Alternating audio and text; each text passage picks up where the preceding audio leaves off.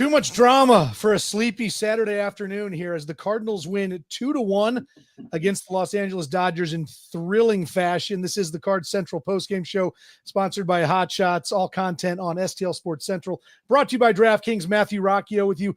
I am Chris Pelikan. Rock, I mean, boy, oh boy, oh boy. I mean, just it's a fantastic game on a lot of levels. You're beating the best team in baseball, like you have in our banner headline up there. Cards clinch the series against the Dodgers. Don't know if we had that on our bingo card that would happen, but they win 2-1 in walk-off fashion. Nolan Arenado in a pinch hitting role delivers the key hit at the end of the game. And I mean, there's a lot to chew on in this game, but Rock, give me your early thoughts on this thing. This was just a fun game from start to finish with a fantastic outcome. I mean, you can't really ask for much more. I mean, there was a little bit, the pep was in your step there after the month of May, but I think everyone could admit that the beginning of June started, maybe you were having thoughts similar to ones you were having in April or prior to that in early June. And I think that's completely fair. And so for them to come out and go 17 scoreless innings against the Dodgers before a fluke to finally actually have them plate one, unbelievable. 2 games from the Cardinals, and I think it's exactly what a Busch Stadium crowd need to see. Love to see it. I mean, the chat's absolutely loving it. Yeah, absolutely. And speaking of that chat, we want you to get in on this thing. A lot of great feelings, I got to believe, coming through. So jump into the chat box there at the bottom of this YouTube broadcast. Let us know your thoughts on this game. And while you're down there, please hit the like and subscribe buttons. That would do us a great solid. And, we start off with McGill design with, had to feel good for Nolan Arenado against the team he grew up loving, the Dodgers. And yeah, absolutely. I mean, he's a small piece of this one. Obviously, a guy who didn't get into the game until the bottom of the 9th inning with Nolan Gorman getting the start today and really igniting the rally that began things. But you had to feel good for Nolan Arenado in this one to walk it off. Yeah, I mean, obviously he's been playing better as of late. There's a little bit of shakiness, but I mean, the defensive plays he's still going to make in these games. Obviously, the fact that he can come on and be clutch like he was able to today, you love seeing that from Nolan Arenado. Considering you're not going to get, the bat from him at the consistent level. You're not going to get the power or the slug from him. We just kind of have to accept that now. But, over the last 2 games, he's been able to make some splash plays here and there. And that's still, what he's good for. And those splash plays still kind of look like old Arenado. And so it's kind of fun. He is Matthew Rocchio. I'm Chris Pelikan. This is the Card Central postgame show sponsored by Hot Shots. St. Louis is home for all the games, all the time since 1990. Find yours at hotshotsnet.com and by DraftKings. The crown is yours, folks. Jump into the chat. Let us know your thoughts on this one. Rock, I feel like maybe the right way to go about unpacking this game is to go from the back to the front. We will have to spend a little bit of time on how good Eric Fedde was today, on how incredible Yoshinobu Yamamoto was. I mean, his stuff was as advertised, if not better. But those performances clearly sort of overshadowed by the end of this game. And, we talk about Ryan Helsley, and Ryan Helsley's a guy who has, over the course of this season, he's found himself maybe being the beneficiary of some good luck at times, when he's walking guys late in games, still with a really, really high whip of about 1.5. Today, you had to feel terrible for him that the save was blown on a play that, Shohei Ohtani grounding it up the middle. He gets exactly what he wants out of him, and it hits second base, kicks to the right, and he ends up scoring the game-tying run in this thing. So, I thought Helsley, I mean, I'm quick to criticize Helsley sometimes for the lack of control and too many walks as a closer. That's when he comes in and he gets Haesung Kim, who is a great little bat to ball guy with speed, right? He's the kind of guy who's going to put the ball in play and he's going to outrun some of this stuff. I mean, he's got that little slap going, the Korean slap that they're so good at, and he gets him to strike out. And then you've got the three of the best hitters in the game, right? And in my mind, a lot of times with Helsley, seeing how daunting that could be, you're going, oh, okay, this is where this falls apart. This is where he leaves one up and Ohtani hits it 600 feet. And you know what? Even he should have gotten Ohtani. Even Betts' single I mean, that's an incredible piece hitting by Betts. He bears in 100-mile-an-hour fastball on his hands, and he fists it out in the center field. And then obviously to get Freeman the way he did, Come on. Ryan Helsley, just what I mean, you can't give him enough credit for finishing off. You and I have talked a lot about trading Ryan Helsley this year and whether that's going to happen and what point in time. I mean, that's a showcase game for any team looking to see, is this guy a big time closer? Because that was as good as it got. And I really feel Ryan Helsley, closing, pitching the way he does, he's got a blown save on his record on this one, picks up the win. But by the same token, I mean, he was throwing the ball as well as I've seen him throw all year. Yeah, he was absolutely incredible. And again, talking about the last time I did a Card Central post game, it was on a different name. But also we were talking about Ryan Helsley showing cracks, and do they need to trade him, and did they make a mistake, and how do you sign this guy, and what do they do in the offseason or what do they do in July if they're still winning? And complete 180, let's have a conversation about how dominant he is, and the fact that he can nut up and mow down a Freeman in that situation. That's the kind of guy you want with the ball in the playoffs in the ninth inning when you're trying to close out a series. He's that kind of guy. And that's why you can get a lot for him in July. Yeah, and I'm not going to go ahead and sit there and say that I want that I'm really excited about extending him with $100 million offer over 6 years or Josh Hader money. I feel like we're maybe still a little bit of ways away from that, but I mean, probably the best blown save I've seen in a long time today. So I feel like Ryan Helsley deserves a little bit more credit. Let's stay in the ninth inning and let's talk about another guy who's been a bit polarizing this year. How about Nolan Gorman, coming up there, and, Gorman with 2 hits today. Chewy is jumping in and he's reading my mind. And if you've watched me do any of these shows recently, Nolan Gorman is a favorite talking point of mine because I'm struggling with the plan with Nolan Gorman at the moment. And it's not, I got to the point yesterday where I was saying, I kind of feel like they just need to cut bait because he's not a bench guy. You can't feel good about Nolan Gorman getting 1 start a week at this point in his career. There are guys who are 32 years old, who have slapped around Major League Baseball for 10 years. They're better bench guys. Gorman is not. So he gets a start today, and I'm sitting there going, well, geez, thanks, Ollie. You can't put him out there over the course of the last week, and then you give him Yamamoto, who might be as dominant of a pitcher as there is in the game at this point in time. And you know what? Nolan Gorman had some really nice at-bats today. And the guy that Ben Kasperius, who came in, I mean, he's a pitching stats dork like love fest. Ben Kasperius's numbers are all really, really nice. He's a guy who probably should be in a rotation somewhere. They just don't have the space for him.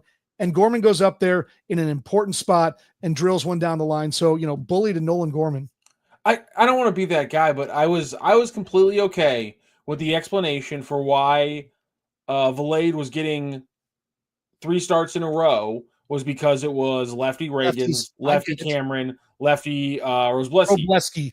And so, to your point, how is it then a start against, of all lefties, Yoshinobu Yamamoto? And it's like, I don't want to criticize the little things, was just rubber met the road kind of situation, but it's just kind of insane to me that that's what we ended up getting. Why not? I'm not saying he should have gotten all 3 of those starts, but why not the Cameron game or the Reagan's game if you're going to eventually? Is it just the middle infield defense kind of thing? No, I mean, and like for me, I mean, I really do think that the issue, fine, you can sit there and say the splits are what the splits are, right? But here's the thing. Gorman's splits aren't that bad actually against lefties. It's only like a 20-point drop. Right. You and I have sat there and we've said the word runway more than any humans that are not like air traffic controllers have said. And you're sitting there going, if you want to see what you have in Nolan Gorman, you have to play him against left-handed pitching sometimes. And, the fact is that, they sat there and fine. I get that, maybe you don't want to throw him against Cole Reagans because Cole Reagans is some, I mean, obviously the guy was a Cy Young caliber guy last year, but Noah Cameron, who pitched really well, but is still a young guy without a lot of book on him. And Justin Robleski, these are 2 lefties that you would want Nolan Gorman to go against from the standpoint of, I mean, these are guys who are just, I mean, their stuff's fine. They're great. But at the end of the day, I just don't get, and again, my biggest issue was not the fact that Gorman wasn't starting, more so than Ryan Valade was, because I'm at the point, where Ryan Valade's one of these guys I'm talking about. That is a bench guy, right? Like he is a dude who, you know what, if he starts once every 2 weeks, that's fine, because Ryan Valade has shown as a near 30-year-old at this point in time that he is not going to be a regular baseball player in majors, but he can be an effective defensive player who will give you a right-handed bat off the bench. But the fact that he got those 3 straight starts was a little bit troubling to me. And so, again, kudos to Nolan Gorman for coming out here against the kind of guy that he has struggled with. You know, Yoshinobu Yamamoto's got 3 pitches that anyone would consider plus pitches. And Nolan Gorman has struggled against the stuff guys in the league, right? The guys who just have those, you know, the splitter that falls off the table. You know, he's a high 90s 4-seam guy. Like, these are the guys that Gorman has struggled with. So, you know, yeah, he had one pretty ugly at bat today. Otherwise, I mean, boy, it really looked nice today. And, you know, again, leading off with a double like that in the 9th inning, right after your team blows, you know, a 1-0 lead that's earned in crazy fashion. We'll get to that in a second. You know, it had to be I just feel like that was a clutch play. That was just a hugely clutch play for Nolan Gorman to come up and on that first pitch, just drive it into the right field corner. So, you know, again, I'm agreeing with Samuel on this one that we need to clear the runway. And again, it's just a matter more. We've talked about this a lot. How do you do that? I mean, I don't think it's nearly as hard as anybody wants to make it out to be, with the fact that, especially with Jordan Walker on the injured list at this point in time, you know, Victor Scott is struggling on a pretty high level, swinging the bat at this point in time. Great defense in center, I get it, but you can move Nootbaar over there for a game, and then you can slide Donovan into left field and put Gorman at set. I mean, there's so many different things that this team can do. And again, you know, it is going to make me want to pull my hair out like every other Cardinals fan if we get to August or September or the offseason and we hear we still don't know what we think we have in Gorman. Just can't do it. That cannot happen when you started your season with the stated goal of, we need to see what we have in Nolan Gorman, Jordan Walker, Victor Scott, you know, some of these guys. And, you know, again, I'm just, I feel very good for Nolan Gorman today. I hope he uses this as a moment to, you know, leap into the rest of the season. You know, hopefully we've heard Ollie say there will be more runway. There will be more at bats over the course of the next few weeks. I guess that remains to be seen, but give him credit for going up against several really, really good pitchers today and producing. Yeah, there was that stretch where, you know, Walker was out. They had a bunch of games, and he got 2 at bats across 4 or 5 day span. It was pretty disappointing. I have an issue going on right now. For some reason, my MLB lineups page is in Spanish, and I can't figure out why, because everything else about it is in English. But as you can see, whatever these words are that denote lineup. And if you see here, now I've learned LZ is lefties, LD is righties. I was confused for a moment because I don't know what's happened here, Chris, but MLB starting lineups has gone rogue on me. I believe that izquierda is left and derecha is right. There it is. I'm not sure. Apparently, that's ERA translates to PCL in Spanish. I had no idea. Well, for a lot of pitchers, then that get to the majors, sometimes their ERA does lead to the PCL. Oh, so, nicely played. There it is. Well done. Well done. We do. I'll be here all week, folks. Tip your server. So Cards win 2-1. This is excuse me. I'm sorry. This is the STL Sports Central Cards Central Postgame Show presented by Hot Shots. Got to make sure I'm getting better with all of that. Cards win 2-1. They take the first 2 games of the series against the Los Angeles Dodgers. Again, I don't think many people were expecting that to already have a series clinched on Saturday afternoon. Cards win with some late heroics, right? We've already talked about the Ryan Helsley, good inning despite the blown save. The Nolan Gorman, great. The 8th inning was a lot of fun. I mean, you talk about just a crazy 8th inning where Wynn and Donovan both get on in singles, and you got a couple outs, and then here comes Burleson, who whacks it off of Ben Kasparius. Kasparius comes up throwing to first base, pulls him off the bag, and then Mason Wynn.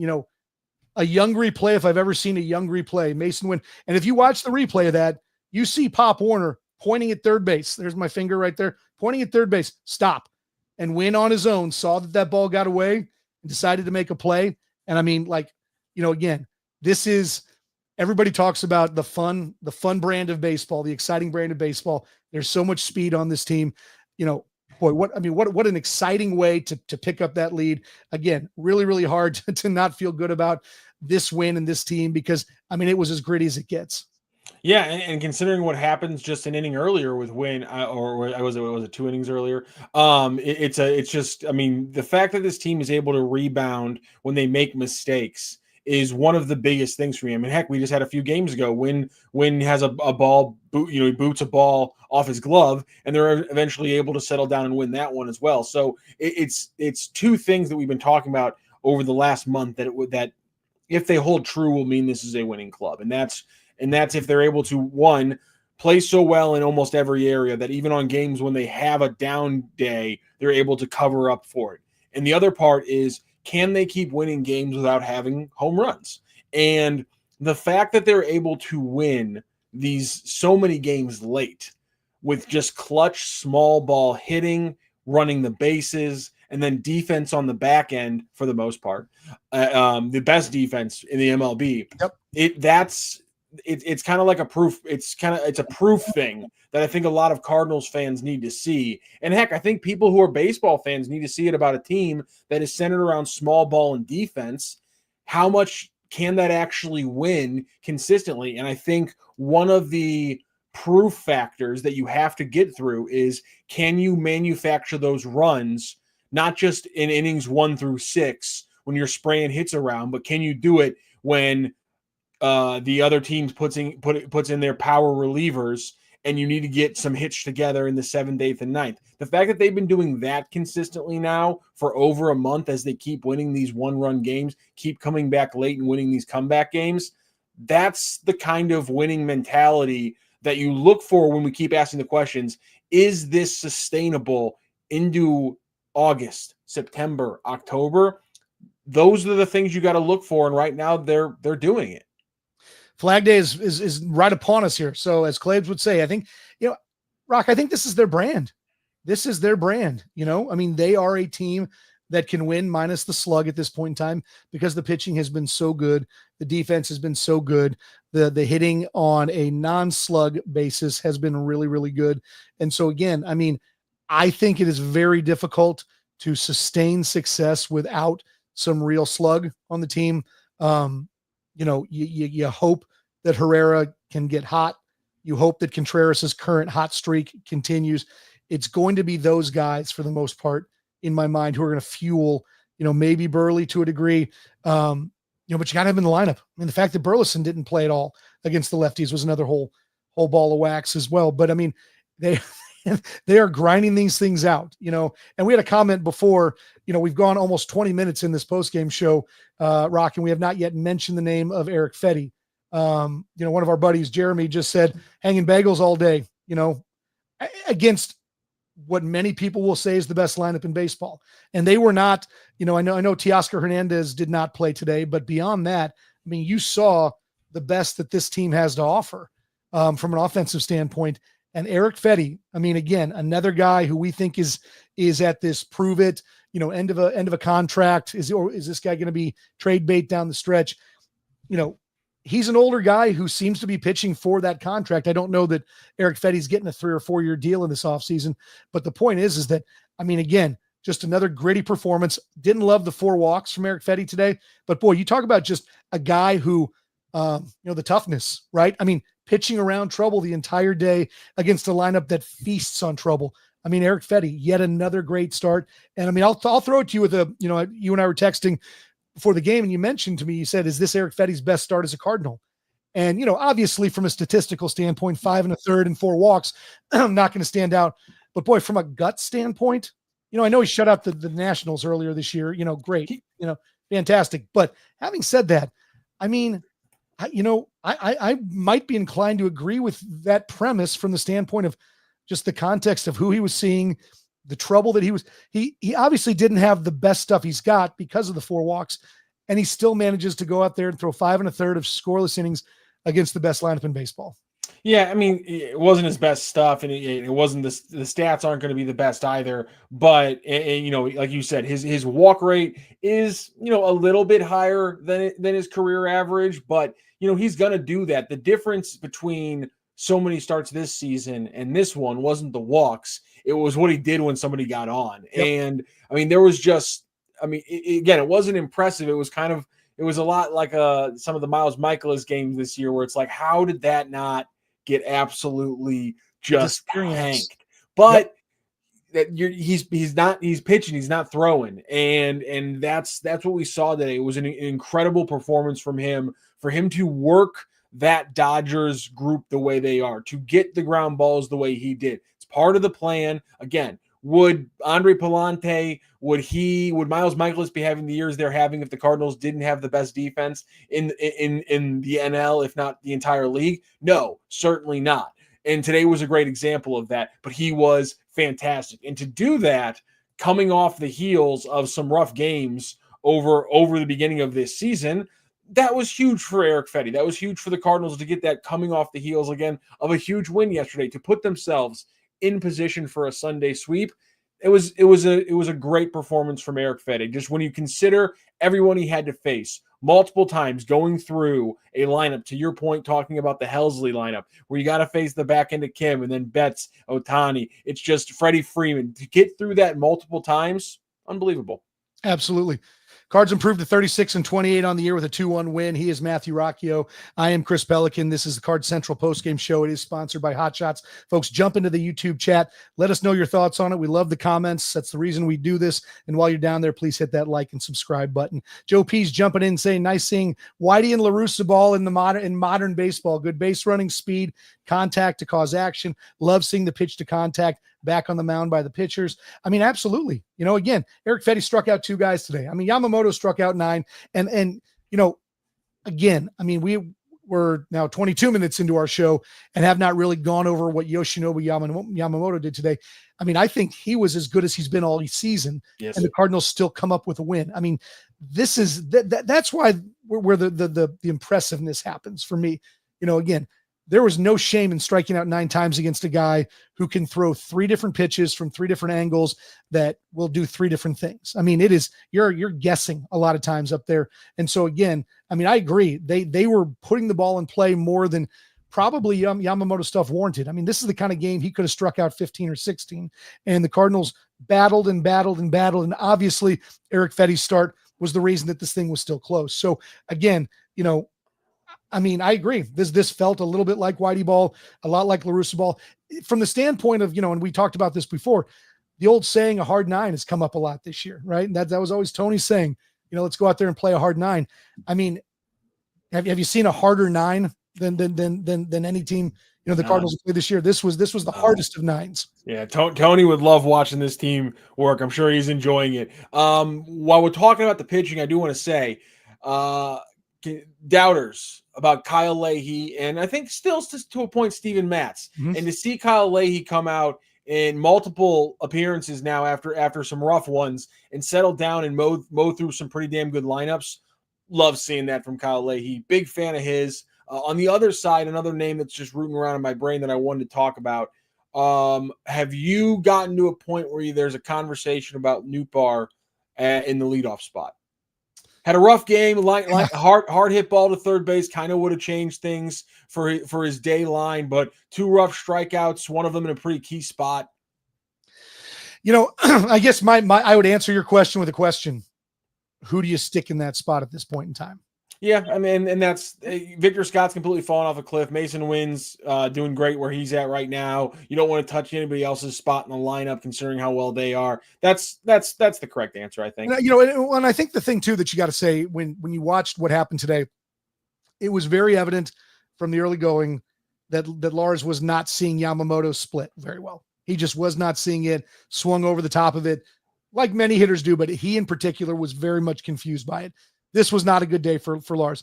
The end of the day, I will always the Lars Nootbaar profile is exactly what I want in my leadoff spot. I mean, he is a guy with the best batting eye on the team. The bat to ball is usually pretty good.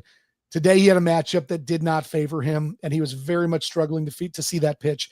And I think if we'd look at the pitch charts to Nootbaar, I'm going to guess, if I'm not mistaken, that Yamamoto probably threw 15 or so pitches to him, and I'd guess 10 plus of those were splitters. And again, hey, every once in a while, there's always those weird quirks, right? Where certain pitches against certain guys, it just isn't there. And, so I get your point. And for the last month or so, we've seen the batting average and on the on base sort of all moving in the southern direction with Newt. But I still think that what he does and what he brings is what we want. I'm pulling up the at bats here because, to your point, this is actually insane.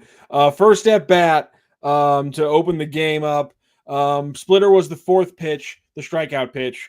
Second at bat, and that's the one where the Cardinals had the bases loaded in the bottom of the second. Yep. Newt comes up, he gets a ball in the first pitch on a four-seam fastball, and then guess what? 3 straight splitters, 3 straight strikes, and down goes Lars Nootbaar. Then we move on into Nootbaar coming into the bottom of the fifth, another crucial spot for him, and that's when he actually gets the single to left, and no splitters came up in that at bat for Lars Nootbaar. I'm not sure why he wasn't still throwing the splitters at that point, but yeah, no splitter at that point. So as soon as he got away from Yamamoto in the splitter, we saw he got the single at one point, and he had that unfortunate play at third, but thank you Yamamoto for not continuing to what the hell's that about?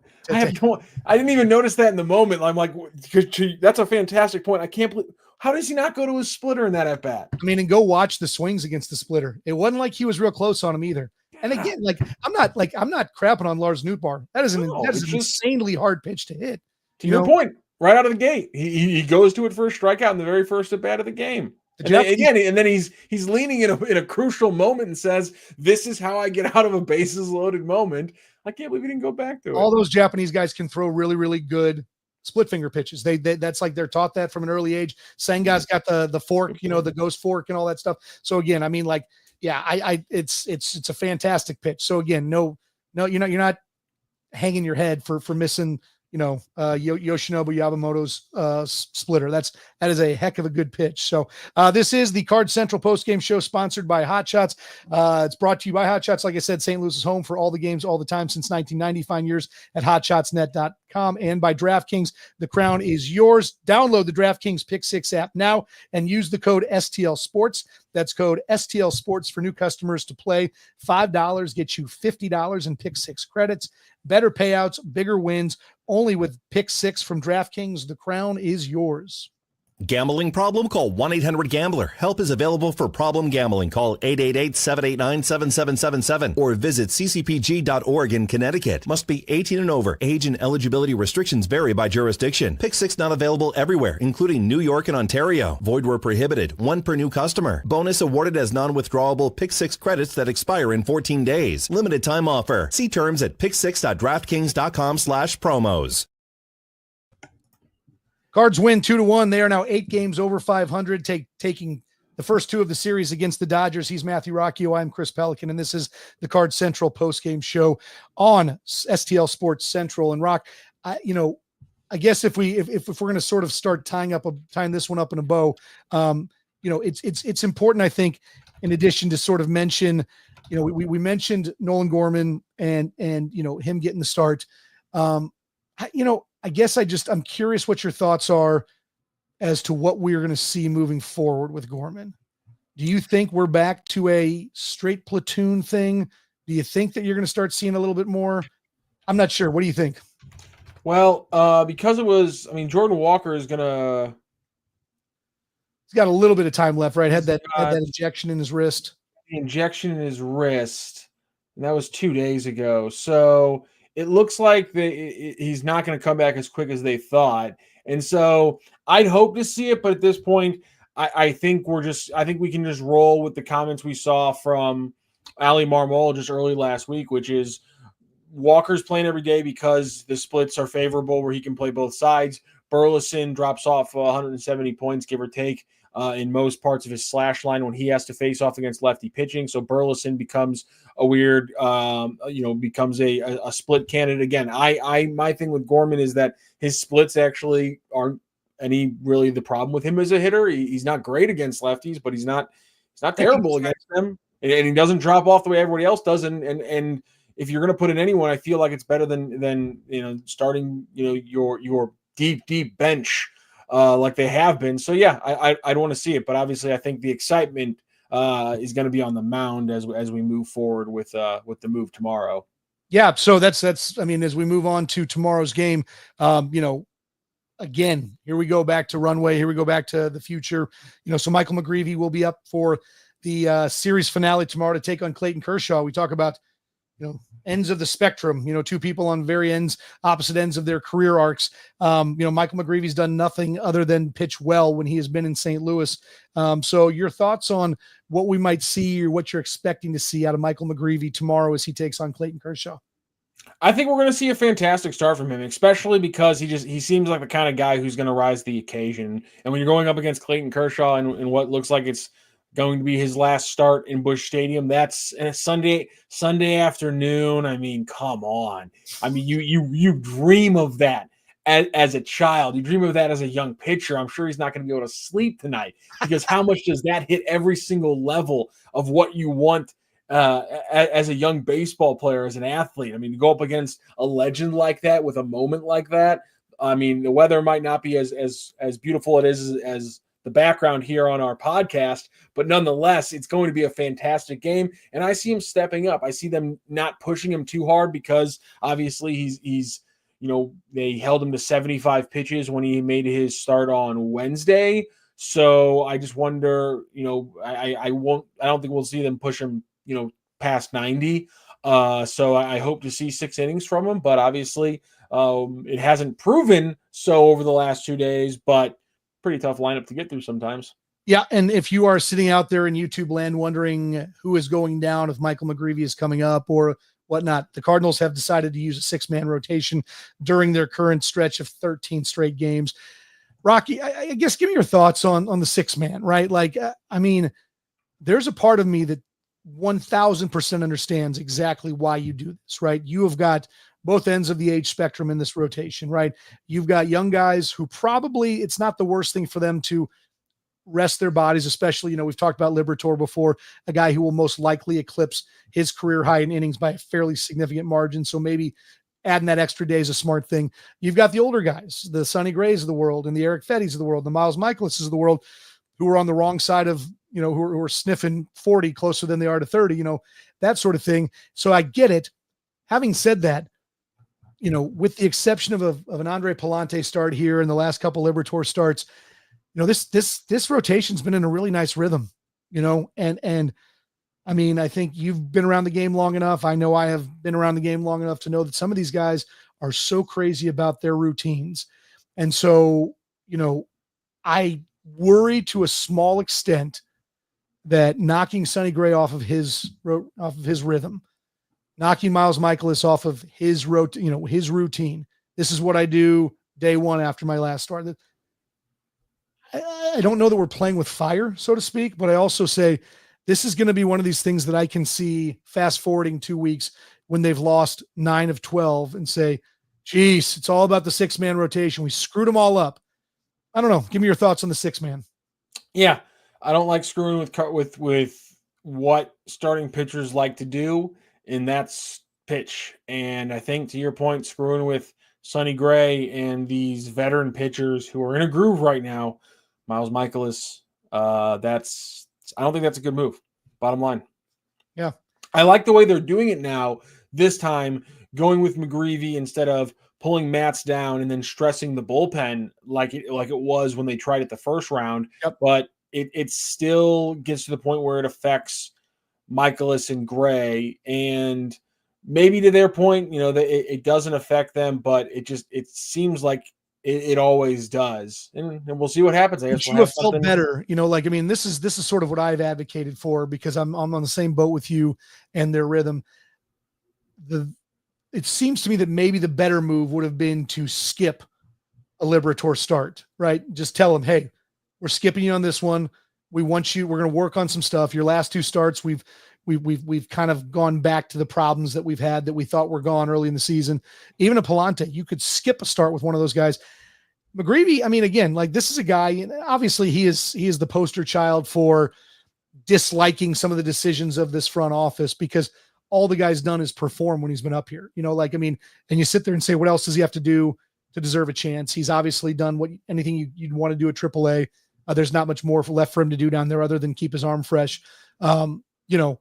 So having said that, I agree with a lot of the comments that we've seen from the YouTube chat that, McGreevy deserves to be here. And I don't think you can really argue that point, but boy, I mean, I'll come back to it. I think we're maybe playing with fire a little bit when you sit there and talk about the level of success this rotation has. And let's be very, very honest. The scrappy baseball has been fantastic. The good defense, the timely hitting, all those things have been great. This team is 8 games over 500 because of its starting pitching. I don't think you can even argue that claim.